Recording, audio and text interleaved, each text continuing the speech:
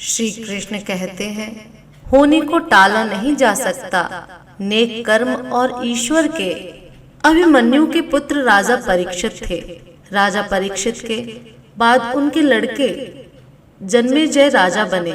एक दिन जन्मेजय वेद व्यास जी के पास बैठे थे। बातों ही बातों में जन्मेजय ने कुछ नाराजगी से वेद व्यास जी से कहा कि जहां आप समर्थ थे, भगवान श्री कृष्ण कहते हैं, भीष्म पितामह, गुरु द्रोणाचार्य, कुल गुरु कृपाचार्य जी, धर्मराज, युधिष्ठिर जैसे महान लोग उपस्थित थे, फिर भी आप महाभारत के युद्ध को होने से नहीं रोक पाए और देखते ही देखते अपार जन धन की हानि हो गई। यदि मैं उस समय रहा होता तो अपने पुरुषार्थ से इस विनाश को होने से बचा लेता। अहंकार से भरे जन्मेजय के शब्द सुनकर व्यास जी शांत रहे। उन्होंने कहा, पुत्र, अपने पूर्वजों की क्षमता पर शंका न करो। यह विधि द्वारा निश्चित था जो बदला नहीं जा सकता था। यदि ऐसा हो सकता तो श्री कृष्ण में इतनी सामर्थ्य थी कि वे युद्ध को रोक सकते थे। जन्मेजय अपनी बात पर अड़ा रहा और बोला, मैं इस सिद्धांत को नहीं मानता। आप तो भविष्यवक्ता हैं। मेरे जीवन की होने वाली किसी होनी को बताइए, मैं उसे रोककर प्रमाणित कर दूंगा कि विधि का विधान निश्चित नहीं होता। व्यास जी ने कहा, पुत्र, यदि तू यही चाहता है तो सुन। कुछ वर्ष बाद तू काले घोड़े पर बैठकर शिकार करने जाएगा। दक्षिण दिशा में समुद्र तट पर पहुंचेगा। वहां तुम्हें एक सुंदर स्त्री मिलेगी जिसे तू महलों में लाएगा और उससे विवाह करेगा। मैं तुमको मना करूंगा कि ये सब मत करना, लेकिन फिर भी तुम यह सब करोगे। इसके बाद उस लड़की के कहने पर तू एक यज्ञ करेगा।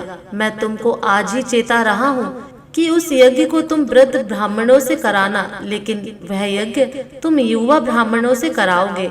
और जन्मेजय ने हंसते हुए व्यास जी की बात काटते हुए कहा कि मैं आज के बाद काले घोड़े पर ही नहीं बैठूंगा, तो ये सब घटनाएं घटित ही नहीं होंगी। व्यास जी ने कहा कि ये सब होगा, और अभी आगे की सुन। उस यज्ञ में एक ऐसी घटना घटित होगी कि तुम उस रानी के कहने पर उन युवा ब्राह्मणों को प्राण दंड दोगे, जिससे तुझे ब्रह्म हत्या का पाप लगेगा और तुझे कुष्ठ रोग होगा और वही तेरी मृत्यु का कारण बनेगा। इस घटनाक्रम को रोक सको तो रोक लो। वेद व्यास जी की बात सुनकर जन्मेजय ने एहतियातवश शिकार पर जाना ही छोड़ दिया। परंतु जब होनी का समय आया तो उसे शिकार पर जाने की बलवती इच्छा हुई। उसने सोचा कि काला घोड़ा नहीं लूंगा, पर उस दिन उसे अस्तबल में काला घोड़ा ही मिला। तब उसने सोचा कि मैं दक्षिण दिशा में नहीं जाऊंगा, परंतु घोड़ा अनियंत्रित होकर दक्षिण दिशा की ओर गया और समुद्र तट पर पहुंचा। वहां पर उसने एक सुंदर स्त्री को देखा और उस पर मोहित हुआ।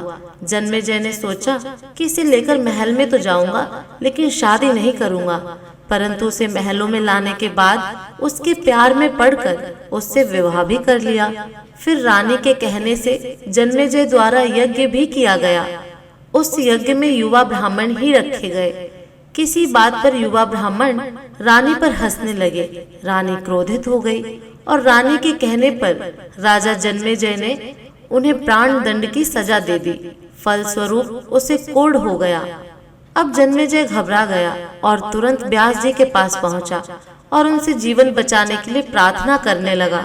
वेद व्यास जी ने कहा कि एक अंतिम अवसर तेरे प्राण बचाने का और देता हूँ। मैं तुझे महाभारत में हुई घटना का श्रवण कराऊंगा, जिसे तुझे श्रद्धा एवं विश्वास के साथ सुनना है। इससे तेरा कोढ़ मिटता जाएगा। परंतु यदि किसी भी प्रसंग पर तूने अविश्वास किया तो मैं महाभारत का प्रसंग रोक दूंगा और फिर मैं भी तेरा जीवन नहीं बचा पाऊंगा। याद रखना, अब तेरे पास यह अंतिम अवसर है। अब तक जन्मेजय को व्यास जी की बातों पर पूरा विश्वास हो चुका था, इसलिए वह पूरी श्रद्धा और विश्वास से कथा श्रवण करने लगा। व्यास जी ने कथा आरंभ की और जब भीम के बल के वे प्रसंग सुनाए जिसमें भीम ने हाथियों को सूंड से पकड़कर उन्हें अंतरिक्ष में उछाला, वे हाथी आज भी अंतरिक्ष में घूम रहे हैं, तब जन्मेजय अपने आप को रोक नहीं पाया और बोल उठा कि ये कैसे संभव हो सकता है, मैं नहीं मानता।